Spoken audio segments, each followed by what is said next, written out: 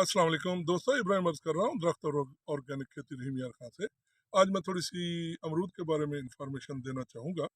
अमरूद की कई किस्में हैं, जिनमें से कह लें कि अ, चाइना गोला है, जो कि फल बेतहाशा देता है, वज़न ज़्यादा लेता है और तकरीबन सारा साल ही फलता रहता है। अमरूद तकरीबन सारा साल ही फलता रहता है। इसका सर्दियों का जो फल होता है वो ज़्यादा कामयाब होता है बनिस्बत गर्मियों में ज़्यादातर फ्रूट फ्लाई की वजह से कीड़ा पड़ जाता है। तो उसके बाद आ जाती है, कह लें कि दूसरी वैरायटी शर्कपुरी सुराही। सुराही में भी दो हैं, एक है छोटी सुराही और एक है बड़ी सुराही। देखने में इंतहाई खूबसूरत है और मिठास इतनी नहीं है जितनी कि हमारे जनूबी पंजाब में और सिंध में वैरायटी है लाड़काना। लाड़काना वैरायटी है, वो भी छोटी सुराही और बड़ी सुराही दो शक्लों में आता है, लेकिन उसमें खुशबू भी बेताशा होती है और जायका भी मीठा होता है, अच्छा होता है।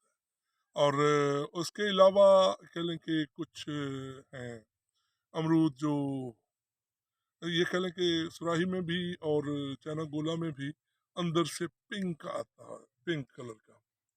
और उसके बाद आजकल जो मशहूर हो रही है और अच्छी भी लगती है देखने में, वो है ये लाल अंगूर। इसको लाल अंगूर भी कहते हैं, पिंक भी कहते हैं। ये भी कच्चे हैं, लेकिन इनका रंग जो है वो ये है। ये देखें, ये कह लें कि इसमें भी एक गोला में भी वैरायटी है, वो थोड़ा हल्का रंग है, हल्का गहरा लाल होता है। और एक कह लें कि छोटी सुराही में होता है, वो इस वक्त मेरे पास एग्जैक्टली नहीं है, लेकिन वो थोड़ा इससे ज़्यादा लाल होता है।